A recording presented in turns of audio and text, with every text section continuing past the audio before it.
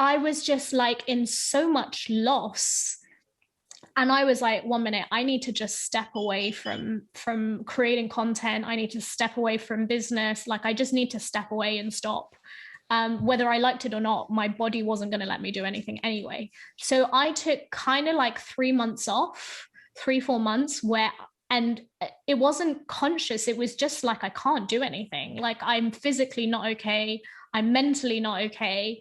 I just can't. So I paused. And that period of pausing made me really reflect on, like, where am I going in life? What am I doing? And, you asked me at the start, what prompted the push to move to Berlin? That was, that idea came back in that period. Like, if I would have had that baby, I wouldn't be able to, like, as easily go and travel and work, etc. So it really kind of prompted a self-reflection. Welcome to Authentic Conversations with Ryan James Miller. Join Ryan as he speaks with top business leaders and influencers, and hear how they've mastered the art of authenticity to achieve all that they dreamed of. As you hear from these leaders, seek not only to be inspired by their authenticity, but to strive for and master your own. All right, what up, everybody, and welcome to Authentic Conversations. Today is a fun one because it's also going to be educational and very interesting, but so much fun because, in many respects, I've worked hard to try and take over this idea of authenticity. Not that I'm the only one, because obviously so many people talk about it, but I have the OG. And so for those of you know, if you're watching right now, you're seeing her already, but Alex Galviz, she goes by Authentic Alex. And as a matter of fact, when I met her, this was back in May of 2017 was the first time that she and I interacted. It was very brief at that time, but since then we've had conversation.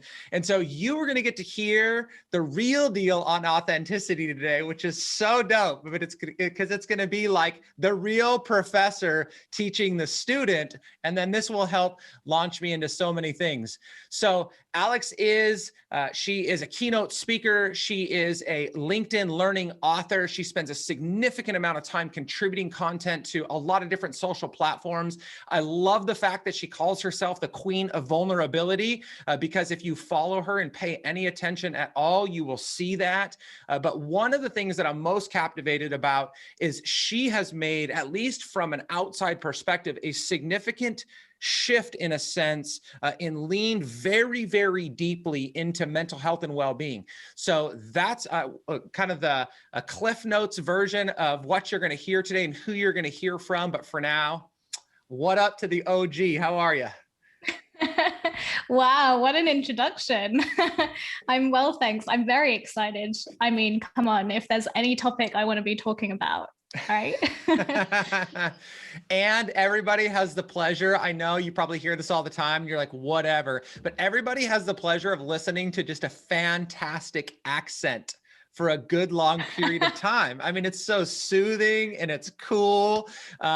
When I first met you, you were in the UK. You have relocated to Berlin, which I just found out offline that you did that. And then that's temporary and you're on to be this world traveler. So curiously, maybe just to kind of get going and set the stage. So you spent the majority of your life, from what I understand, in the UK, correct? Like that's where you were born and raised. Right. And so what was the draw for you to get out of that space? And then now to really what is setting off on this world travel journey that you're going to be on, which you dropped in there so many other amazing places that you're going to go. So what pulled you away from one of the coolest places? You're getting the inside scoop because no one knows this yet. No one actually knows I'm doing this. Yeah, I have, like you said, I'm born and bred Londoner. I have spent the majority of my life in the UK. However, I have also spent a considerable amount of time in different countries. So when I was growing up, my mum had the tendency of shipping me off to different countries to stay with family or to stay with family friends. So I spent a lot of summers in Colombia, where my mother's from. She used to send me a lot to Spain and Italy and France with lots of family friends. So I kind of got very used to traveling from a very young age. And I mean, like this was maybe I started, I think, from about 4 years old, that I used to get sent with an air hostess on a plane on my own, and then I'd be picked up by someone else on the other side. So traveling from a young age was like really kind of normal for me. And I always sort of joked growing up that like airports are like my second home. And I just kind of had that travel bug as I grew older, that I kind of did a lot of, when I worked in the corporate world, I did a lot of weekends away to different cities. And I just love kind of spending time in different countries, architecture, museums, art, different cultures. And it's just a massive part. I had a big goal that I actually like didn't tell anyone about. And it was a goal around like, I want to be able to work and travel. Like I want to be able to have a business that brings me a stable income that allows me to base myself anywhere, the digital nomad lifestyle. And it's been something that I've been working towards for a while. I considered doing it straight away when I left my corporate job, but I didn't have a business and it just felt a little bit too risky for me. Like I'm someone that kind of likes to build foundations and make sure that everything's kind of all right to leave, because it's challenging to move to a new country. So I thought, I don't need the challenge of a new country and a new business and surviving at the same time. And so, yeah, that's what I've been doing for the last few years, is building the foundations of my business so that I'm ready to pick up and go. And the pandemic in a way kind of fast tracked that process, because at the time I was in a relationship, it was coming to an end. I just felt like I was ready to kind of move into this new chapter of my life that I'd been working towards for quite a while. Wow. Yeah. And I mean, I love that you said that, your career, you've been working towards this as being a huge part of, this next season of your life. A lot of people, when they get into a career and into business, they're looking for quote unquote success, right? Which I think the theme is going to come up a couple more times later on. But, that's kind of the goal, right? Is I've made it. Like I want to be important. I want to be known. I want to make a bunch of money. And I love the fact that like this has been a vision of yours for a long period of time. And I think that it's something that more people need to aspire to, not necessarily to pick up and travel, though that's cool. But I think that people need to broaden their perspective of what it really means to get to this place that they feel like they've made it. And I don't even know if that's it, but like, just achievement of some sort. Yeah. I definitely agree. It's really funny because I hired a coach back in December, and I had this idea of like, right, I've been doing my business for 4 years. I need to like, scale, or I need to, improve it, or do all these things, to generate more money. And then I did these coaching sessions and I was like, I'm not interested in that. Like actually what came out of that coaching was I'm very interested in making sure that I create the right lifestyle business for me, and that my success, like the things that are important to me, are being able to travel and do it comfortably and not have restrictions on how much money I spend or how much I have to pay for a flat, or the fact that I want to live on my own in most places.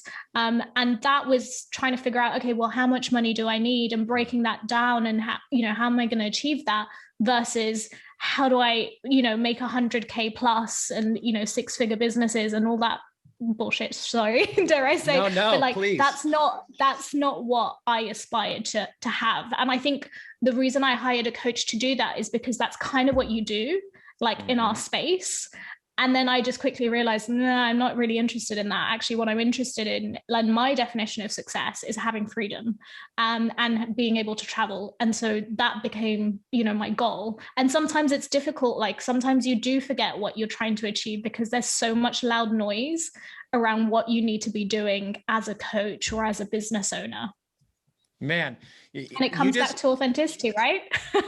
you just become more and more my favorite all the time. Sorry to everybody else that's ever been on the podcast, but like, when you said, your definition of success is freedom. So that's like the big thing that I coach people towards. And I say, the freedom to do what I want, when I want, with the people I want. And obviously there's parameters around that, but I love the fact that you have, and I would venture to say, and I know we're going to talk about this, but like, I would venture to say that this has been a huge part of just your own kind of mental well-being journey as well, because it takes a lot to fight off the ideas of, I want to be like this woman, or I want to be like this man, or I want to have this name, or I want to make, you talk about 6 figures, everyone's shaking 7 figures in front of other people. Like that is just like the easiest thing to do in the world. And so it creates so much pressure that even if you can get to some level of financial success, your life is being destroyed more often than not, right? Yeah. And not only that, but, I've spoken, some of my clients have businesses that they started from the ground up and turn over like tens of millions of pounds. And then other clients have those 6-7 figure businesses. And I talk to them and I really find out like, what was it like? Because most of them come to me because they're like done with it and they want to rebrand and they want to reposition themselves to chase this new, this more authentic version of their life and themselves. Right. And I see that, and it doesn't necessarily make people happy. And I think that's what people instantly assume. And for me, when I think of having a business like that, whether that's 6, 7 or like more figures, I just think I don't want that responsibility. Like, I don't want to tie myself down. I don't want to have a team. I don't want like the pressure of legalities and all these things. And, that might be what someone else aspires to. And that's also not to say that that might not be a goal that I have later on in life. But at the stage where I'm at, it's not something I'm interested in. Okay. So maybe just, your opinion or perspective. So you said something in there that we hear a lot, which is, the achievement of a dollar figure doesn't ultimately bring us happiness, or it usually does not. So why do you think there is so much tension still between this need to get there, to be happy, and yet this belief that we know that that's not going to make us happy? Where do you see that? External validation. It's like, it's all to do with appearances. It's all about like, I need to show that I'm doing X, Y, Z so that I don't feel inferior and so that I feel like I belong and that I'm successful. Yeah. And that starts from within. Like, it starts from figuring out, okay, well, actually, let me shut down that noise and let me think about like, what do I want? Like, what does success mean to me? Like, what's important to me? So, and that's a difficult thing. Yeah, no, I mean, it's one of the biggest fights that I personally fight, because I deeply believe in who I am, in what's most important to me and what I value. And yet every time I see somebody else achieve something great, or I just had a coaching launch fail, and, I'm seeing other people succeed, there's just this like compounding pressure of, my gosh, like, like, how come I can't do it? And I need to do more. And then I take this huge step back and I'm like, what the hell is wrong with me? Like, I don't need those things. And yet I just find myself fighting for them. It's like, it's just this default thing. Yeah. And you know what, you said something interesting, is like, your instant reaction is like, I need to do more. But actually that's counterproductive. Like, by trying to do more, you go into an energy of like tension and like trying to control. And when you do that, things work like not in your favor. Like the opposite happens. So where along the way, I said it, you've said it a couple of times, this word authenticity. So where did you really pick up on? It's really funny, by the way, when I say like, hey, when did you start thinking about authenticity? It's like my whole life, because that's what it means. But like, where did you really pick up on that idea, and why did it become so important to you? Yeah, so that's a great question. So it started off, it started off as a hashtag that I used when I left my corporate job. And I basically kind of left the mask at the door and was like, I'm so done with showing up in a certain way and not being who I am. And post that talked about, I said when I was a little girl, I used to dream of working in this really tall building with the pointy top by the river.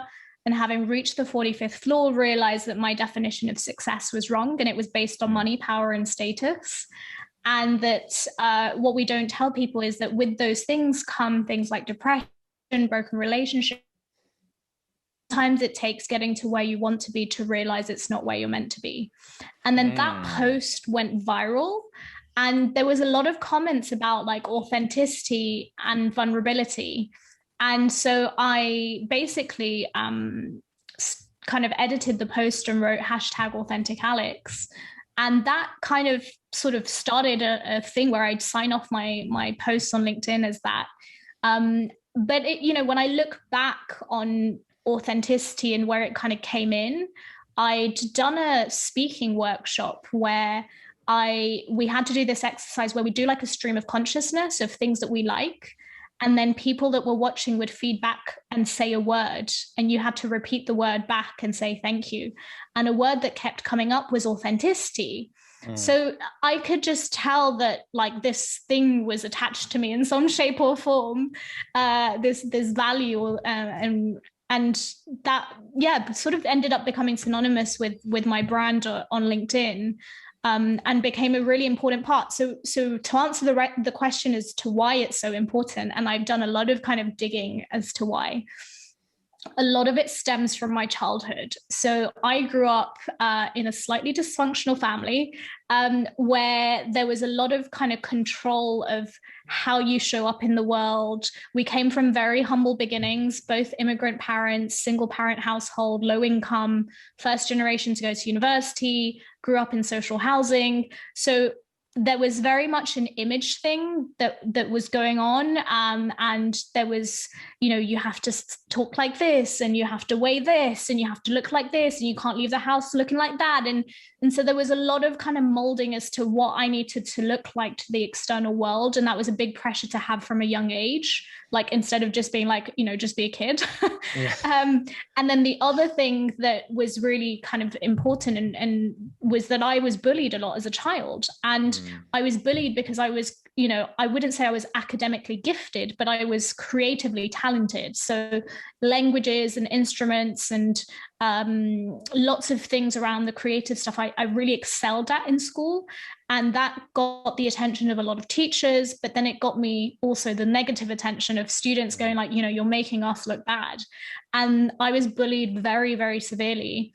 And so I started hiding my talents because I was like, if I show them, I get shit for it. So I don't want to show people what I'm gifted at or what I'm good at or what I'm passionate about, because that gets me into trouble. And I held on to that for a very, very long time of like hiding what made me.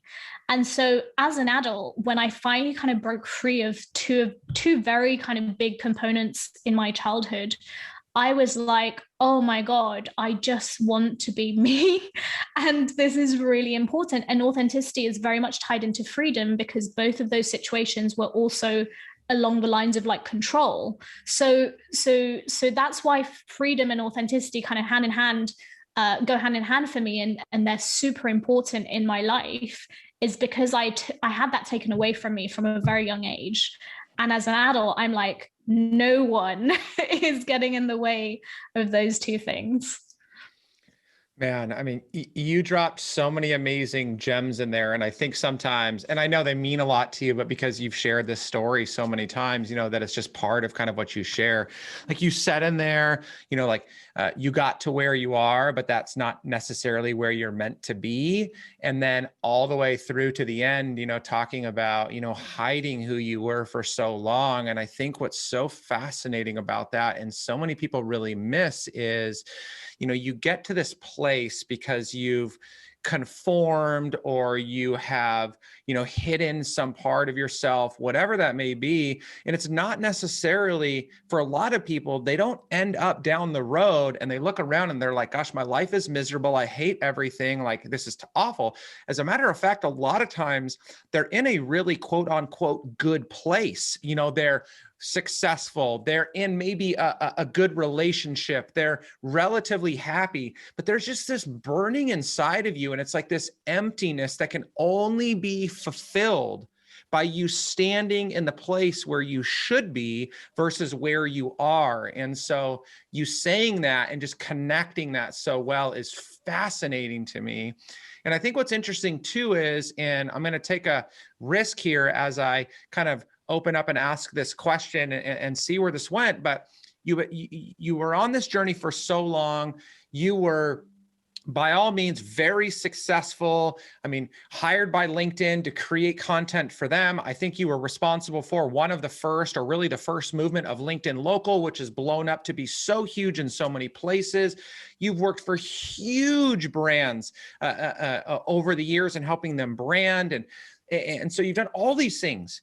And yet you seemed to get to this place in the last year where you hit this wall of sorts and really felt like you needed to rediscover or open up another piece of yourself, which looked like then started down this line of really exploring mental health, which I'm sure that meant you were having kind of some of your own challenges there. So what happened there, and how did you get to that place, and why has that become something that you're championing so much?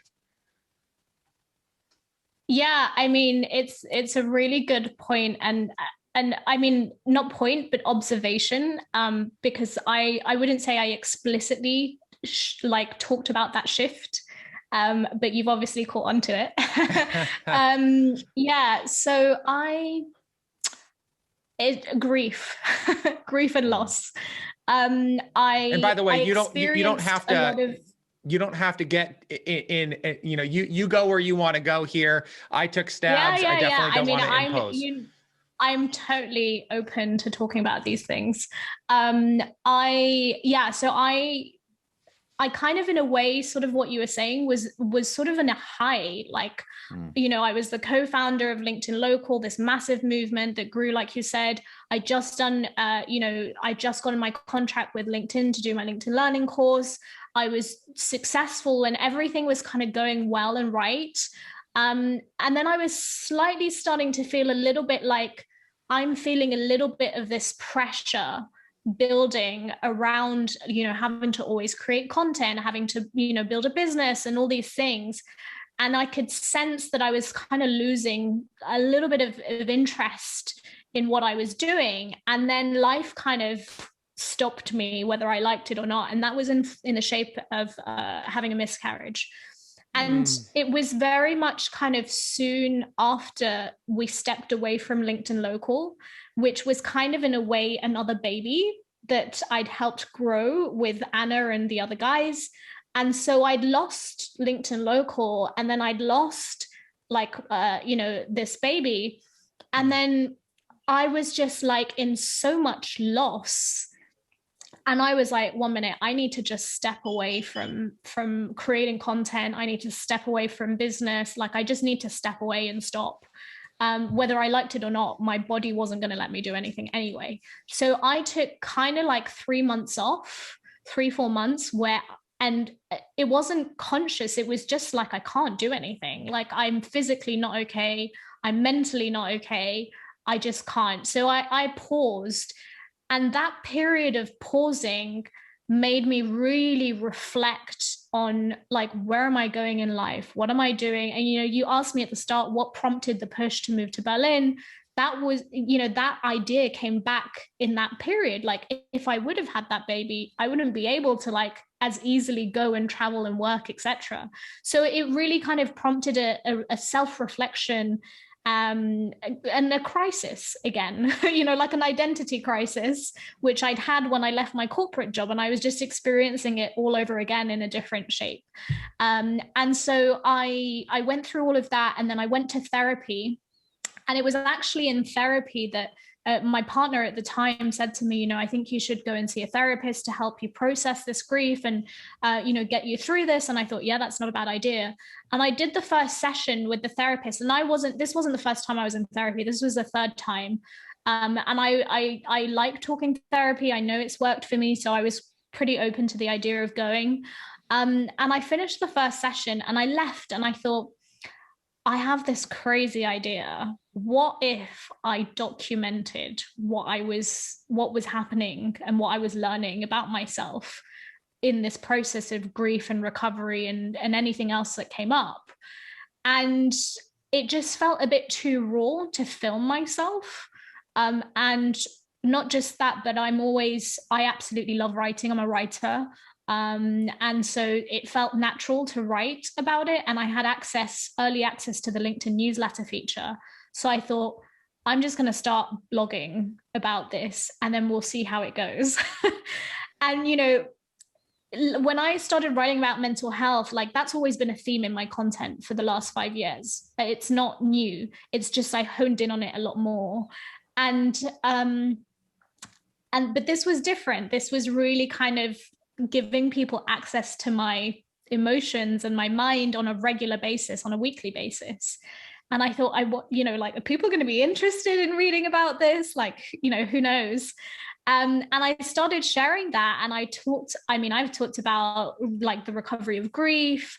I've talked about the impact of writing for healing. I've talked about breaking up with my family. I've talked about like all sorts of really difficult topics.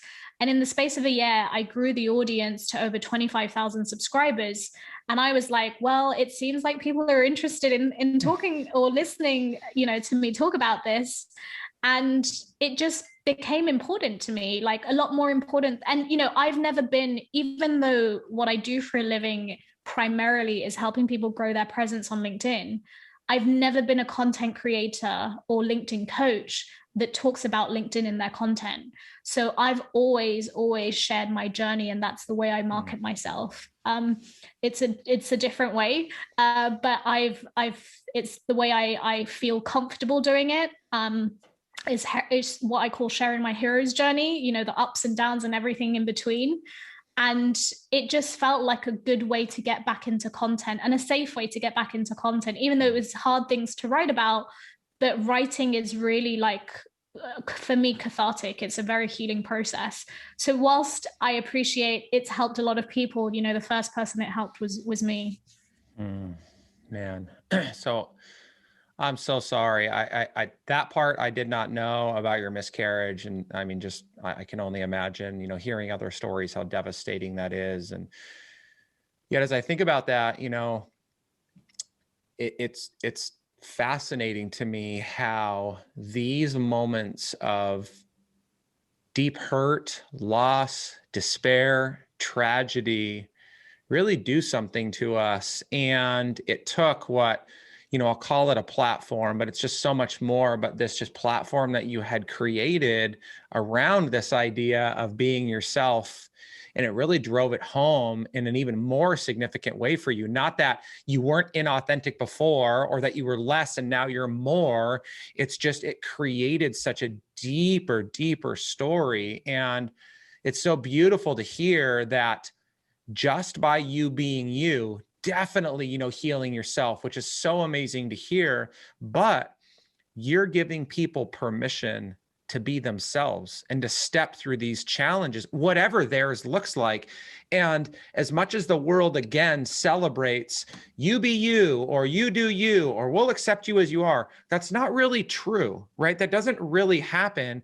And so you are giving people a place to really be them, through grief, through challenge, but then also through the victory dance as you get through those moments and to the other side. I mean, that is just amazing. Thank you. And so where do you really feel like I don't know if I say this, like, where do you go from here? Because you have spent your entire adult life for the most part to this point, really gaining clarity on who you are. Obviously, that's a lifelong work that you do. You're investing into other people to do the same thing, and, as much as you can possibly help them to do that. Like, what do you see for yourself as you continue on in this journey? Yeah, I mean, that's a great question. I am a lifelong learner, as cheesy as that sounds, and I'm absolutely obsessed with self-awareness and self-inquiry. And I will continue to, like, what I write about is what I'm learning about myself, is literally it. And encouraging other people that will either resonate or relate to my own story, or will resonate to being on that journey too. And so for me, it's about, finding more opportunities to learn about myself and to share that with people and create opportunity. I run workshops and trainings and courses of my own that help people do that. So it's not just like I'm on the journey, but it's also like I help people on that journey too. And I think for me, like, one of my big goals is to write a book in the next year. I'm not in a huge rush to write it. It's something that I wanted to mention because it's definitely, I'm not sure if you saw it, but it's definitely the kind of thing that shows how authenticity shows up for me.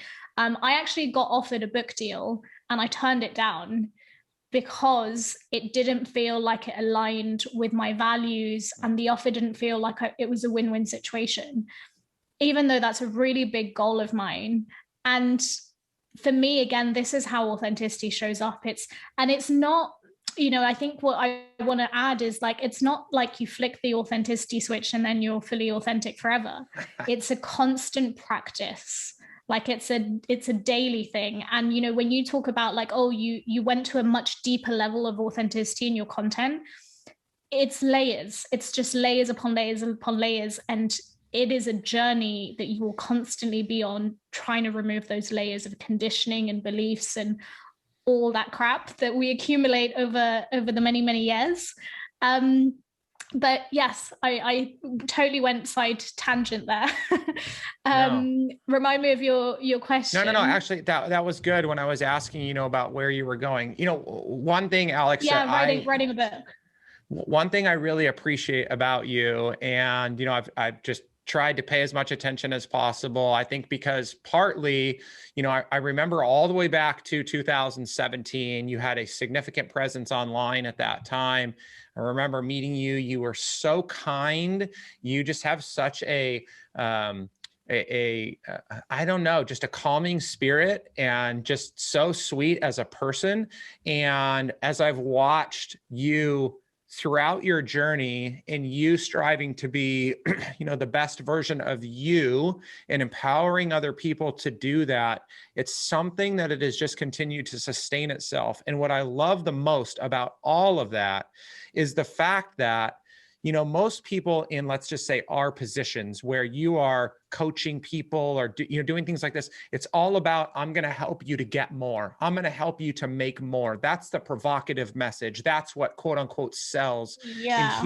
And here you are, just being yourself, and you have continued to grow, to gain more traction, to gain more of an audience, to impact more people. Like, people, as you're listening right now, like, if I've been saying this till I'm blue in the face and it doesn't work. So listen to Alex, like, this is it, right? I mean, it's be you.